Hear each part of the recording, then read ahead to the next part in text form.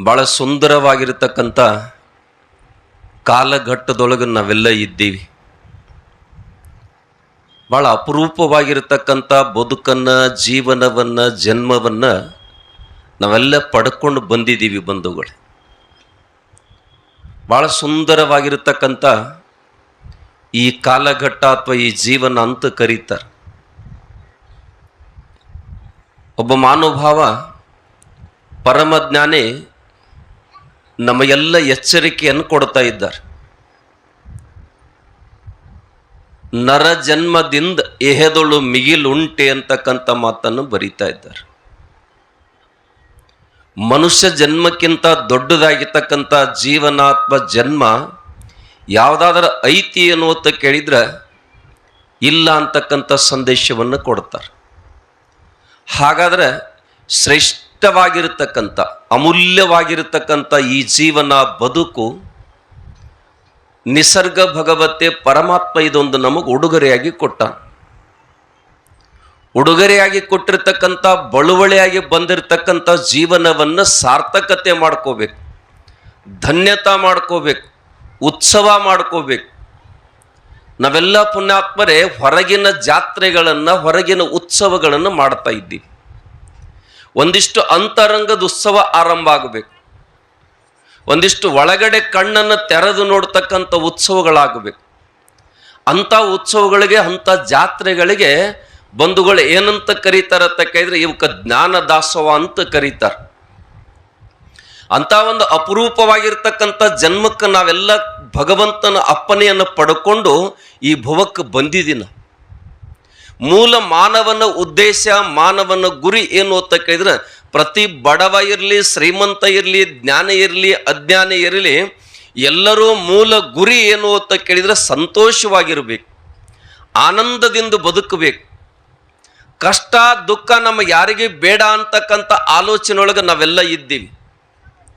ಪ್ರತಿಯೊಂದು ಪುಣ್ಯಾತ್ಮರೇ ಒಂದು ಮುಪ್ಪಾವನ್ನು ಹಿಡ್ಕೊಂಡು, ವಯಸ್ಸಿನಿದ್ದವರು ತರುಣ ಹಿಡ್ಕೊಂಡು ಎಲ್ಲರಿಗೂ ಕೂಡ ಏನು ಅಂತ ಕೇಳಿದ್ರೆ ನಾನು ಸಂತೋಷವಾಗಿ ಬದುಕಬೇಕು, ನನ್ನ ಆನಂದದಿಂದ ಇರಬೇಕು. ದುಃಖ ಯಾರಿಗೆ ಬೇಕನ್ನೋದು ಬೇಡಿಕೆ ಯಾರೂ ಇಟ್ಟಿಲ್ಲ ಭಗವಂತನಲ್ಲಿ. ನಾವು ಸಂತೋಷ ಮತ್ತು ಆನಂದದಿಂದ ಇರಬೇಕಾಗಿತ್ತಂದ್ರೆ ಬಹಳ ಸುಂದರವಾಗಿರ್ತಕ್ಕಂಥ ಜೀವನದ ಮೌಲ್ಯವನ್ನು ತಿಳಿಸಿಕೊಟ್ಟಿರ್ತಕ್ಕಂಥ 12ನೇ ಶತಮಾನದಲ್ಲಿ ಮಾನವನ ಸರ್ವಾಂಗೀಣ ಅಭಿವೃದ್ಧಿಗೆ, ಮನುಕುಲದ ಉದ್ಧಾರಕ್ಕಾಗಿ ಬಂಧುಗಳೇ ನಮಗೆಲ್ಲ ಪುಣ್ಯಾತ್ಮರೇ ಒಂದಿಷ್ಟು ಮಹಾನುಭಾವರಾಗಿರ್ತಕ್ಕಂಥ ಅಂಬೇಡ್ಕರ್ ಅವರು ಈ ಜೀವನವನ್ನು, ಮನುಷ್ಯ ಜೀವನವನ್ನು ಬದುಕಿಸಲಿಕ್ಕೆ ಒಂದಿಷ್ಟು ಸಂವಿಧಾನ ಅಂತಕ್ಕಂಥದ್ದು ಕೊಟ್ಟಾರ. ಈ ಪ್ರತಿಯೊಬ್ಬ ಮನುಷ್ಯನಿಗೆ ಎಂತೆಂಥ ಅವಕಾಶಗಳು, ಎಂಥ ಸೌಲಭ್ಯಗಳು ಎಲ್ಲರಿಗೂ ಸಿಗಬೇಕು, ಸರ್ವರಿಗೆ ಸಮಪಾಲು, ಸರ್ವರಿಗೆ ಸಮಬಾಳು ಅಂತಕ್ಕಂಥದನ್ನ ಈ ಜೀವನಕ್ಕೆ, ಈ ಮನುಷ್ಯನಿಗೆ ಸಿಗಬೇಕಾಗಿರ್ತಕ್ಕಂಥ ಸವಲತ್ತುಗಳನ್ನು ಪಡಿಲಿಕ್ಕೆ ನಮ್ಮದೇ ಆಗಿರ್ತಕ್ಕಂಥ ಒಂದು ಹಕ್ಕನ್ನು ಆ ಮಹಾನುಭಾವ ಕೊಟ್ಟು ಹೋದ್ರು.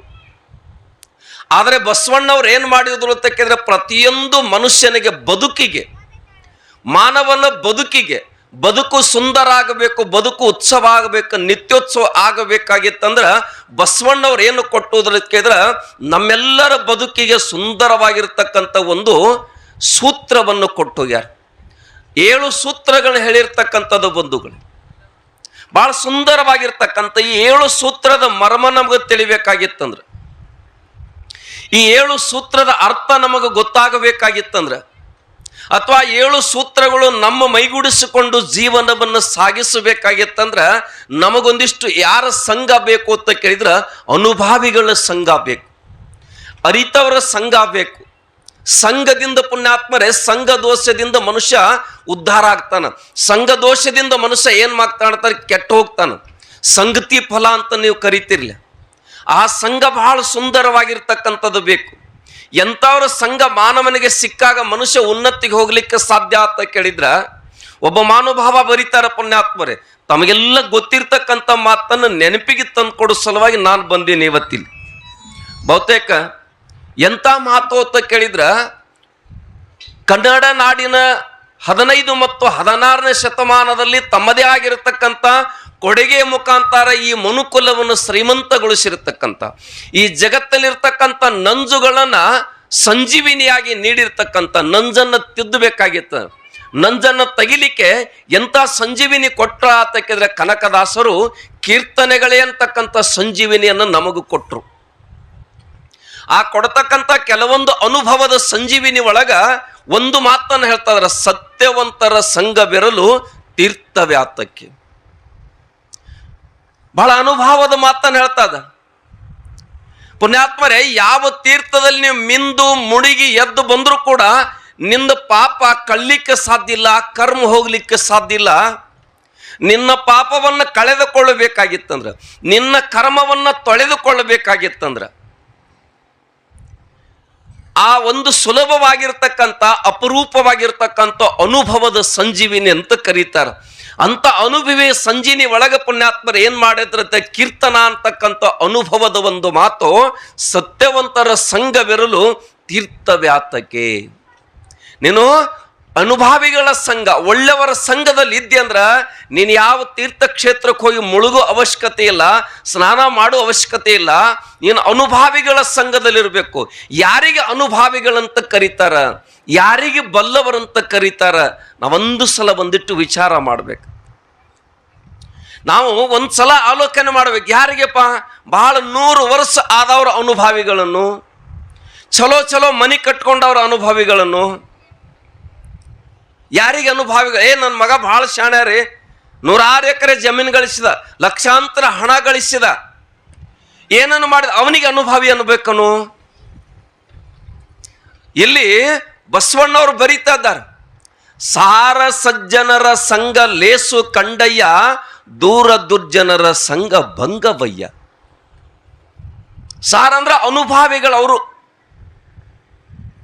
ಯಾರಿಗೆ ಅನುಭಾವಿಗಳು ಅಂತ ಕರಿಬೇಕಂತ ಕೇಳಿದ್ರೆ ಬಹಳ ಸುಂದರವಾದಂಥ ವಿಷಯದಲ್ಲಿ ನಾವೆಲ್ಲ ತಲ್ಲೀನರಾಗ್ತಾ ಇದ್ದಿ. ಯಾರ ಅನುಭಾವಿಗಳು ಅಂತ ಕೇಳಿದ್ರೆ ಪುಣ್ಯಾತ್ಮರೇ, ಒಂದು ಆಲೋಚನೆ, ಜಗವೆಲ್ಲ ನಗುತ್ತಿರಲಿ ಜಗದೊಳವು ನನಗಿರಲಿ ಅಂತ ಒಬ್ಬ ಮಹಾನುಭಾವ ಹೇಳ್ತಾರೆ. ಜಗವೆಲ್ಲ ನಗುತ್ತಿರಲಿ ಜಗದೊಳವು ನನಗಿರಲಿ ಅಂತ ಹೇಳ್ತಾರೆ. ಜಗವೆಂದಡೆಂ ತಾನು, ಜಗದೀಶನೆಂದಡೆಂ ತಾನು, ಜಗದಾತ್ಮರೆಲ್ಲರೂ ಉತ್ತಮರು, ತನ್ನಂತೆ ಬಗೆವ ಆತನೇ ಉತ್ತಮನು ನೋಡ ಅಂತಕ್ಕಂಥ ಮಾತ ಬರೀತು. ಜಗತ್ತಿನಾಗಿರ್ತಕ್ಕಂಥವ್ರು ಎಲ್ಲರೂ ನನ್ನವರೇ, ನನ್ನ ಹಾಗೆ. ಆ ಮಹಾನುಭಾವರು ಏನ್ ಮಾಡ್ರು ಅಂತ ಕೇಳಿದ್ರ, ಇಲ್ಲಿ ಬಹಳ ಸುಂದರವಾದಂತ ಮಾತನ್ನ ಬಸವಾದಿಶರಣರು ಆ ಭಗವಂತ ಕೂಡಲ ಸಂಗಮನಾಥನ ಮುಂದೆ ಕೂತುಕೊಂಡು ಎಂತ ಪ್ರಾರ್ಥನೆ ಮಾಡಿದ್ರು ಅಂತ ಕೇಳಿದ್ರು, ಎಂತ ಭಗವಂತನಿಗೆ ನಿವೇದನೆಯನ್ನು ಮಾಡಿಕೊಂಡ್ರು ಅಂತ ಕೇಳಿದ್ರ, ಎಂತ ಬೇಡಿಕೆಯನ್ನು ಬೇಡ್ಕೊಂಡ್ರು ಅಂತ ಕೇಳಿದ್ರ, ಒಂದಿಷ್ಟು ಆ ಮಾತುಗಳನ್ನು ನಮ್ಮ ಜೀವನದಲ್ಲಿ ಒಂದು ಸಲ ಎಲ್ಲಾದ್ರೂ ಒಂದಿಷ್ಟು ಅಂತರಂಗಕ್ಕೆ ಹೋಗಿ ನಮ್ಮ ಅಂತರಂಗದ ಬದುಕಿನೊಳಗೆ ಒಂದು ಸಲ ಅಳವಡಿಸ್ಕೊಂಡು ಬಿಟ್ರ ಪುಣ್ಯಾತ್ಮರೇ, ಈ ಜಗತ್ತಿನಾಗ ಗೊಂದಲ ಇರ್ತಕ್ಕಂಥದ್ದಿಲ್ಲ, ಕದನ ಅಲ್ಲಕ್ಕೆ ಬರ್ಲಿಕ್ಕೆ ಸಾಧ್ಯ ಇಲ್ಲ. ಬಹುತೇಕ ನಮ್ಮ ಮನೆಯೊಳಗನ ಅಳವಡಿಸ್ಕೊಳಕ್ಕೆ ಸಾಧ್ಯ ಇಲ್ಲ, ಏನು ಹೊರಗಿನ ಮನಿದೇನು ಹೇಳಲಿಕ್ಕೆ ಸಾಧ್ಯದ? ಎಂತ ಅನುಭವದ ಮಾತನ್ನ ಆ ಕೂಡಲ ಸಂಗಮ ನಾಥನಿಗೆ ಹೋಗಿ ನಿವೇದನೆಯನ್ನು ಮಾಡಿಕೊಳ್ತಾನ, ಪ್ರಾರ್ಥನೆ ಮಾಡ್ತಾನಂತ ಕೇಳಿದ್ರ, ಇವನಾರವ ಎಂದೆನಿಸದಿರು. ಇವರು ನಮ್ಮವರಲ್ಲ ಅಂತಕ್ಕಂಥ ಇಂಥ ಸಣ್ಣ ಬುದ್ಧಿ ನನಗೆ ಕೊಡಬೇಡಪ್ಪ. ಇವ್ರ್ಯಾರು ನಮ್ಮವ್ರಲ್ಲ ಅಂತಕ್ಕಂಥ ಅಲ್ಪ ಬುದ್ಧಿಯನ್ನು ನನಗೆ ಕೊಡಬೇಡ. ನನಗೆ ಎಂಥ ಬುದ್ಧಿಯನ್ನು ಕೊಡು ಅಂತ ಕೇಳಿದ್ರ, ಇವರೆಲ್ಲರೂ ನಮ್ಮವರು. ಯಾರಿಗಾರ ಸಾಧ್ಯ ಐತೇನ್ರಿ ಇವತ್ತಿದನ್ನು ಹೇಳಕ್ಕ? ಇವನಾರವ ಎಂದೆನಿಸದಿರು, ಇವ ನಮ್ಮವ ನಿಮ್ಮ ಮಹಾಮನೆ ಮಗನ್ ಎಂದೆನಿಸು ಕೂಡಲ ಸಂಗಮದೆ. ಇಂಥ ಸಣ್ಣ ಬುದ್ಧಿ ಕೊಡಬೇಡ, ಎಂತ ಬುದ್ಧಿ ಕೊಡೋತಕ್ಕಿದ್ರು ಎಲ್ಲರೂ ನನ್ನವರು. ನೀವಂತೀರಿಲ್ಲ, ನಿನ್ನ ಕಾಲಿಗೆ ಮುಳ್ಳು ಚುಚ್ಚರ ಅವನ ಕಣ್ಣಾಗ ನೀರು ಬರಬೇಕು ನೋಡಿ, ಹಿಂಗ ನೀ ಬದುಕಬೇಕಂತಕ್ಕಂಥ ಮಾತಾ ಹೇಳ್ತಾರೆ. ಇಂಥ ಗುಣ ನಮಗ ಬರಬೇಕಾಗಿದ್ರೆ ಪುಣ್ಯಾತ್ಮರೇ, ಅನುಭಾವಿಗಳ ಸಂಘದಲ್ಲಿ ನಾನು ಬೆರಿಬೇಕು. ಆ ಅನುಭಾವಿಗಳ ಸಂಘದೊಳಗೆ ನೀ ಅಕಸ್ಮಾತ್ ಇದ್ದೆ ಅಂದ್ರೆ ಕಲ್ಯಾಣ ಕೈ ಮಾಡಿ ಕರಿತಿತ್ತು. ಯಾರಿಗೆ? ಅವತ್ತ ಕಲ್ಯಾಣ ಕೈ ಮಾಡಿ ಕರಿತಿತ್ತು. ಯಾರಿಗೆ ಕರಿತಿತ್ತು ಕೇಳಿದ್ರೆ ಪುಣ್ಯಾತ್ಮರೇ, ಬಸವಣ್ಣನೆಂಬ ಭಕ್ತಿಯ ಮಕರಂದ ಪುಣ್ಯಾತ್ಮರೇ ಹೊರಸೂಸುತ್ತಿತ್ತು. ಭಕ್ತಿ ಅಂತಕ್ಕಂಥ ಪುಷ್ಪ ಮಕರಂದವನ್ನು ತುಂಬಿಕೊಂಡು ಹೊರಗೆ ಸೂಸ್ತಿತ್ತು. ಅದನ್ನು ಸಲುವಾಗಿ ಶರಣರು ಅಂತಕ್ಕಂಥ ದುಂಬಿಗಳನ್ನು ಹೀರ್ಕೊಂಡು ತಮ್ಮ ಬದುಕನ್ನು ಸಂತೋಷ ಪಡಿಸ್ಕೊಳ್ತಿದ್ರು. ಅಂತ ಸಂತೋಷದ ಬದುಕು ನಮ್ಮದಾಗಬೇಕಾಗಿತ್ತಂದ್ರ ಅಂತ ಅನುಭಾವಿಗಳ ಸಂಘ ನಮಗೆ ದೊರೆಯುತ್ತಾರೆ. ಅಂತ ಪರಮ ಜ್ಞಾನಿಗಳ ಸಂಘ ನಮಗೆ ಗೊತ್ತಾಯ್ತಂದ್ರ ಜಗವೆಲ್ಲ ತಾನು, ಜಗದೀಶನೆಂದೆಡೆ ತಾನು, ಜಗದಾತ್ಮರೆಲ್ಲರೂ ತನ್ನಂತೆ ಇರತಕ್ಕಂಥ ಬುದ್ಧಿ ಭಾವ ಇರತಕ್ಕಂಥ ಒಂದು ಸಲ ಅದಕ್ಕೆ ಹೃದಯ ಅಂತ ಕರೀತಾರ, ಹೃದಯವಂತ ಮನುಷ್ಯ ಅಂತ ಕರೀತಾರ. ಅದಕ್ಕೆ ಇವತ್ತು ನಮ್ಮ ಪ್ರತಿಯೊಬ್ಬರು ಲೆಕ್ಕ ಏನೈತೆ ಅಂತ ಕೇಳಿದ್ರ, ನನ್ನ ಮಗ 100ಕ್ಕೆ 100 ಮಾರ್ಕಸ್ ತಗೋಬೇಕು, ನನ್ನ ಮಗ 100ಕ್ಕೆ 100 ಮಾರ್ಕಸ್ ತಗೋಬೇಕಂತಕ್ಕಂಥ ಎಲ್ಲರೂ ಆಲೋಚನೆ ಐತಿ ಹೊರತಾಕರೆ ಇದನ್ನು ಬಿಟ್ಟು ಮತ್ತೇನಿಲ್ಲ. ನನ್ನ ಮಗ ಸಮಾಜದ ಮಧ್ಯದಲ್ಲಿ ಬದುಕಿನಲ್ಲಿ ಸುಂದರವಾಗಿರ್ತಕ್ಕಂಥ ಬದುಕನ್ನು ಕಟ್ಟಿಕೊಳ್ಳಿ ಅಂತಕ್ಕಂಥ ನಾವ್ ಯಾರೂ ಇಲ್ಲ. ಅದಕ್ಕೆ ಪುಣ್ಯಾತ್ಮರು ಹೇಳ್ತಾರ, ವಿದ್ಯಾವಂತ ಮಕ್ಕಳು ಪ್ರತಿಯೊಂದು ಮನೆಯಲ್ಲಿ ಸಿಗ್ತಾರೆ ಇವತ್ತು. ಆದ್ರೆ ಹೃದಯವಂತ ಮಕ್ಕಳು ಎಲ್ಲಿ ಸಿಗಲಿಕ್ಕೆ ಸಾಧ್ಯ ಇಲ್ಲ. ಇವತ್ತಿನ ದಿನಮಾನದಲ್ಲಿ ಹೃದಯವೇನ ಇಲ್ಲಾಗೈತಿ. ಅದಕ್ಕೆ ಬಸವಣ್ಣ ಈ ನಾಡಿಗೆ ಕೊಟ್ಟಿರ್ತಕ್ಕಂಥ ಅಪರೂಪದ ಸಂದೇಶ ಏನು ಅಂತ ಕೇಳಿದ್ರ, ದಯವಿಲ್ಲದ ಧರ್ಮ ದಾವುದಯ್ಯ. ದಯಾ ಹೃದಯ, ಮನುಷ್ಯನಲ್ಲಿ ಹೃದಯ ಪುಣ್ಯಾತ್ಮರ ಎಲ್ಲ ಬಲ್ಲವರೊಂದು ಮಾತು ಹೇಳ್ತಿರ್ತಾರ, ಊಟಕ್ಕೆ ಮೊಸರು ಬೇಕತ್ತ, ಹೊಲದಾಗ ಕೆಸರು ಇರ್ಬೇಕತ್ತ, ಹೃದಯದೊಳಗೊಂದಿಷ್ಟು ಪ್ರೀತಿ ಇರ್ಬೇಕತ್ತ. ಅದು ನಿಜವಾಗಿರ್ತಕ್ಕಂಥ ಮಾನವನ ಬದುಕಿನ ಸೂತ್ರ ಅಂತ ಹೇಳ್ತಾರೆ. ಹೃದಯದೊಳಗೆ ಪ್ರೀತಿ ಇರ್ಬೇಕ. ಯಾವ ವ್ಯಕ್ತಿಯಲ್ಲಿ ಹೃದಯ ಪ್ರೀತಿ ಇರ್ಲಿಕ್ಕೆ ಸಾಧ್ಯ ಐತಿ ಅಂತ ಕೇಳಿದ್ರೆ, ನಾವೆಲ್ಲರೂ ಪುಣ್ಯಾತ್ಮರ ತಲೆ ತುಂಬು ಕೆಲಸವನ್ನು ಮಾಡಿದೀವಿ. ನಾವಿವತ್ತು ಪ್ರತಿಯೊಂದು ಯೂನಿವರ್ಸಿಟಿಗಳು, ಶಾಲೆ ಕಾಲೇಜುಗಳು, ಕಾನ್ವೆಂಟ್ಗಳು ಏನ್ ಮಾಡಾಕತ್ತಾವ ಅಂತ ಕೇಳಿದ್ರೆ ತಲೆ ತುಂಬು ಕೆಲಸ ಮಾಡಾಕತ್ತಾವ. ಹೃದಯ ತುಂಬು ಕೆಲಸ ಯಾವ ಮಾಡಿಲ್ಲ. ನನ್ನ ಮಾತಿನ ಕಡೆ ಗಮನ ಐತಿಲ್ಲ ಎಲ್ಲರದು. ನಿಮ್ಮದು ಯಾರ್ದು ಎಲ್ಲಿ ಬಿಡ್ರಿ, ನೀವು ಬೇರೆ ಜೋಡ್ನದಾಗದಿರಿ. ಹಿಂಗ ಇದ್ದೀರಿ ಅಂದ್ರೆ ಇನ್ನೊಂದು ತಾಸಿನ ಚೋಳ ಕಡಿತೈತಿ ನಿಮ್ಗೆ. ಹೃದಯವಂತರು, ಬಹಳ ಸುಂದರವಾಗಿರ್ತಕ್ಕಂಥ ಇಬ್ಬರು ಅಣ್ಣತಮ್ಮರು ಶಾಲೆಗೆ ಹೋಗ್ತಿದ್ರು. ಅಣ್ಣ ದಡ್ಡಾಗಿದ್ದ, ತಮ್ಮ ಜಾಣನಾಗಿದ್ದ. ತಾಯಿ ತಂದೆನೂ ಕೂಡ ಸಣ್ಣ ಮಗನಿಗೆ ಪ್ರೀತಿ ಮಾಡ್ತಿದ್ರು. ದೊಡ್ಡ ಮಗನ ಕಂಡ ಇದೇನು ಬಿಡೋ ದೊಡ್ಡೈತಿ, ಇದೇನು ಬಿಡೋ ದೊಡ್ಡೈತಿ, ಇಂಥ ಒಂದು ತಾತ್ಸಾರದ ಮಾತದಿಂದ ಆ ಮಗನನ್ನು ದೂರ ತಳ್ತಿದ್ರು. ಅವನಿಗೊಂದಿಷ್ಟು ಪ್ರೀತಿ ಹಂಚಲಿಕ್ಕೆ ತಯಾರಿಲ್ಲ. ಆದ್ರೂ ಕೂಡ ಆ ವ್ಯಕ್ತಿ ಯಾರನ್ನ ದ್ವೇಷ ಮಾಡ್ತಿದ್ದಿಲ್ಲ, ಯಾರನ್ನೂ ದೋಷಿಸ್ತಿದ್ದಿಲ್ಲ. ಒಂದಾನೊಂದು ಏನಾಗ್ತದಂತ ಕೇಳಿದ್ರ, 10ನೇ ತರಗತಿಯ ಪರೀಕ್ಷೆ ಪಾಸ್ ನಾಪಾಸ್ ತಿಳಿತಕ್ಕಂಥ ಪ್ರಸಂಗ ಬರ್ತದ. ತಾಯಿ ತಂದೆ ದೊಡ್ಡ ಮಗನಿಗೆ ದುಡ್ಡು ಕೊಡ್ತಾರ, ಸಣ್ಣ ಮಗನಿಗೆ ದುಡ್ಡು ಕೊಡ್ತಾರ. ನೀವಲ್ಲಿ ಪಾಸ್ ಆದ್ರೆ, ತೇರ್ಗಡೆ ಹೊಂದಿದ್ರ ನೀವೆಲ್ಲರೂ ಪೇಡೆ ಹಂಚ್ತಕ್ಕಂಥ ಕಾಲ ಅವತ್ತಿತ್ತು. ಅಲ್ಲಿ ದೊಡ್ಡ ಹುಡುಗ ಏನ್ ಮಾಡ್ತಾನಂತ ಕೇಳಿದ್ರೆ, ಪೇಡೆ ಬಾಕ್ಸ್ ತಗೊಂಡೋಗಿರ್ತಾನ. ಬೋರ್ಡಿನ ಮೇಲೆ ನೋಡಿದ ತಾನು ಫೇಲ್ ಆಗಿದ್ದ. ಅವ್ ಪೇಡೆ ಹಂಚ್ತಿದ್ದ. ದೊಡ್ಡವ ಮಗ ಫೇಲ್ ಆಗಿದ್ದ, ಪೇಡೆ ಹಂಚ್ತಿದ್ದ. ನೆರೆದಂತ ಎಲ್ಲ ಆತನ ವಾರಿಗೆ ಗೆಳೆಯರ ಕೇಳ್ತಾರ, ಪೇಡೆ ಯಾಕೆ ಹಂಚ್ತಿದ್ದಿ ಅಂತರು. ಪೇಡೆ ಯಾಕೆ ಹಂಚಾದಿ ಅಂತ ಕೇಳಿದಾಗ, ನೀನು ಪಾಸ್ ಆಗಿದೇನು? ನನ್ ಪಾಸ್ ಆಗಿಲ್ಲ ಅಂದ. ಮತ್ ಪೇಡೆ ಯಾಕೆ ಹಂಚ್ತಿ? ನಾನ್ ಪಾಸ್ ಆಗಿಲ್ಲ ಅಂದ್ರು ಕೂಡ ನನ್ನ ತಮ್ಮ ಪಾಸ್ ಆಗ್ಯಾನ, ನನ್ನ ತಮ್ಮ ಪಾಸ್ ಆಗ್ಯಾನ. ಈ ಹೃದಯ ಯಾರಲ್ರಿ ಐತೇನ್ರಿ? ಅಲ್ಲೋ, ನೀನು ಪಾಸ್ ಆಗಿದ್ರೆ ಹಂಚಬೇಕು ಪೇಡೆ, ನಿಮ್ ತಮ್ಮ ಪಾಸ್ ಆದ್ರೆ ನಿನಗೇನು ಬಂತೋ? ನನ್ನ ತಮ್ಮ ಪಾಸ್ ಆದ್ರೂ ಕೂಡ ನಾನು ಅಷ್ಟೇ ಸಂತೋಷ ಪಡಿತನು, ಅಷ್ಟೇ ಖುಷಿ ಪಡಿತನು ಅಂದ. ಕಾಲ ಗತಿಸ್ತದ.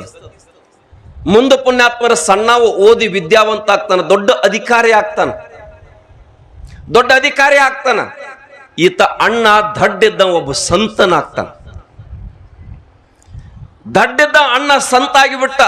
ತಮ್ಮ ವಿದ್ಯೆಯನ್ನು ಕಲಿತ, ಜ್ಞಾನವನ್ನು ಪಡ್ಕೊಂಡಿದ್ದ. ನನ್ನಂತ ಜಾಣ ಯಾರು ಇಲ್ಲ ಅಂತಕ್ಕಂಥ ಭ್ರಮೆಯೊಳಗೆ ಬದುಕು ಕಾಲಕ್ಕೆ ಒಬ್ಬ ದೊಡ್ಡ ಅಧಿಕಾರಿ ಆಗಿಬಿಟ್ಟ.